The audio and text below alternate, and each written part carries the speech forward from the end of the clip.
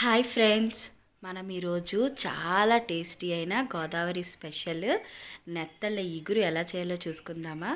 దానికి ముందుగా కొన్ని నెత్తళ్ళు తీసుకోవాలి. మనం తీసుకుని బాగా శుభ్రం చేసి నీట్గా వాటిని కొంచెం సాల్ట్ కూడా వేసుకుని బాగా కడిగి పెట్టేసుకోవాలి. చక్కగా కడిగి పెట్టుకున్న ఈ నెత్తళ్ళకి ఇగురు కోసం ఒక 2 ఉల్లిపాయలు అయితే సన్నగా తరిగి పక్కన పెట్టేసుకోవాలి. అలాగే ఒక టమాటా కూడా చిన్న చిన్న ముక్కలుగా కడిగేసి పక్కన పెట్టేసుకోవాలి. మనం ఈ ఉల్లిపాయలు కట్ చేసుకున్న చిన్న చిన్న ఉల్లిపాయ ముక్కలన్నీ కూడా చక్కగా పేస్ట్ చేసేసుకొని ఒక బౌల్లో వేసుకొని పక్కన పెట్టేసుకోవాలి. అలాగే 4-5 పచ్చిమిర్చి కూడా కట్ చేసి పెట్టుకోవాలి. తర్వాత ఒక ప్యాన్ పెట్టుకుని ప్యాన్లో మనం కర్రీకి సరిపడేంతగా ఆయిల్ అయితే వేసేసుకొని మనం పేస్ట్ చేసి పెట్టుకున్న ఉల్లిపాయ ముద్దని అలాగే టమాటా ముక్కలు పచ్చిమిర్చి ముక్కలను కూడా వేసేసుకొని బాగా దోరగా ఆయిల్ అంతా కూడా పైకి వచ్చేదాకా మనం కలుపుకుంటూ ఉండాలి. దీంట్లోనే మనం కొంచెం కరివేపాకు కూడా యాడ్ చేసుకుంటే కర్రీ టేస్ట్ అయితే మంచిగా ఫ్లేవర్ కనిపిస్తుంది కాబట్టి మంచిగా అనిపిస్తుంది.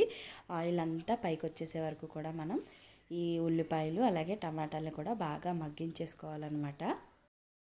ఇలా బాగా మగ్గిన తర్వాత ఒక స్పూను ఎక్కువ వేసుకోవాల్సిన అవసరం లేదు, ఒక చెంచాడు ఫ్రెష్గా అప్పుడే చేసి పెట్టుకున్న అల్లం వెల్లుల్లి పేస్ట్ అయితే వేసేసుకుని బాగా కలుపుకోవాలన్నమాట. దీన్ని మనకి అల్లం వెల్లుల్లి పేస్ట్ ఎప్పుడు ఫ్రెష్దే వేసుకోవాలి, అప్పుడే కర్రీ మంచిగా టేస్టీగా అనిపిస్తుంది.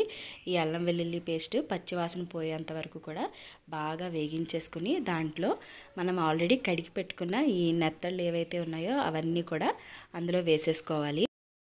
నెత్తళ్ళన్నీ కూడా మనం వేసేసుకున్న తర్వాత జస్ట్ చిన్న గరిటతో అటు ఇటు తిప్పుకుంటే సరిపోతుంది.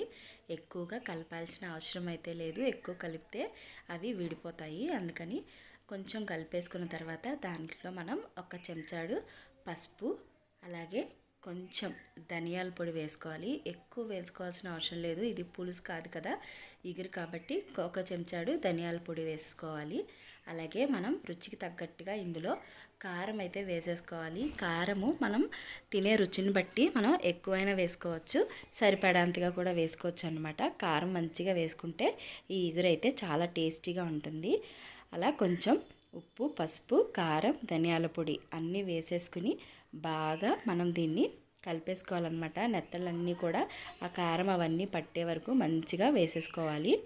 ఇప్పుడు దీనిలో మనం కొంచెం వాటరు అలాగే చిన్న నిమ్మకాయ సైజ్ అంతా చింతపండు నానబెట్టుకొని దాన్ని వాటర్ వేసుకొని ఆ వాటర్ కూడా ఇందులో వేసేసుకుని బాగా ఇలా తిప్పుకోవాలి. గరిటె పెట్టి తిప్పుకోవాల్సిన అవసరం లేదు. అవన్నీ కూడా ఇలా మిక్స్ అయ్యే వరకు ఇలా పెట్టుకొని దాని మీద మూత పెట్టేసి ఒక 10 to 15 మినిట్స్ మీడియం ఫ్లేమ్లో పెట్టి మనం బాగా ఎగిర్చేస్తే మనకి టేస్టీ అయిన నెత్తళ్ళ ఇగురు అయితే రెడీ అయిపోయింది.